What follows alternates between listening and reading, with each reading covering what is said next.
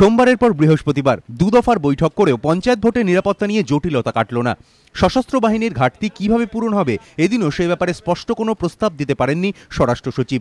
এই পরিস্থিতিতে কমিশনও জানিয়ে দিয়েছে সোমবার বিকেলে তাঁরা ভোটের বিজ্ঞপ্তি জারি করতে চলেছেন। তার আগেই বিস্তারিত রিপোর্ট দিতে হবে স্বরাষ্ট্র দপ্তরকে। এদিনের বৈঠকে স্বরাষ্ট্র সচিব জানান, ভোটের কাজে রাজ্য সরকার মোট ৪৫,০০০ সশস্ত্র পুলিশ নামাতে পারবে। ঘাটতি থাকবে ৪৫,০০০, যা আনা হবে বাইরের রাজ্য থেকে। কথা চলছে অসম, বিহার, ওড়িশা, ঝাড়খণ্ড এবং অন্ধ্রপ্রদেশের সঙ্গে। কোনো রাজ্যই এখনো স্পষ্ট করে জানায়নি তারা পুলিশ দিতে পারবে কিনা বা দিলে কত দিতে পারবে। স্বরাষ্ট্র সচিব অবশ্য জানিয়েছেন, বাইরের রাজ্যগুলির সঙ্গে প্রতিনিয়ত যোগাযোগ রাখা হচ্ছে। আপ্রাণ চেষ্টা চলছে ওই রাজ্যগুলি থেকে সশস্ত্র পুলিশ আনার। এদিনের বৈঠকে কমিশনের কর্তারাও জানিয়ে দেন, সোমবার বিকেলেই জারি হবে ভোটের বিজ্ঞপ্তি। সোমবার বিকেলের মধ্যেই সশস্ত্র বাহিনী নিয়ে স্পষ্ট প্রস্তাব দিতে হবে স্বরাষ্ট্র দপ্তরকে। প্রথম পর্যায়ে ভোটের জন্য বুধবার থেকে শুরু হবে মনোনয়ন জমা দেওয়ার কাজ। বুধবার থেকেই প্রথম দফার ৯ জেলায় মোতায়েন করতে হবে ১৫,০০০ সশস্ত্র পুলিশ। বুধবারের পর ধাপে ধাপে বাড়াতে হবে নিরাপত্তা রক্ষীর সংখ্যা।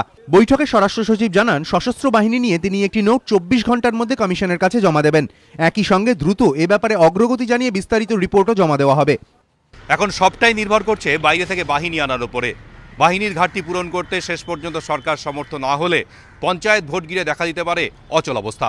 দীপক ঘোষ, এবিপি আনন্দ, কলকাতা।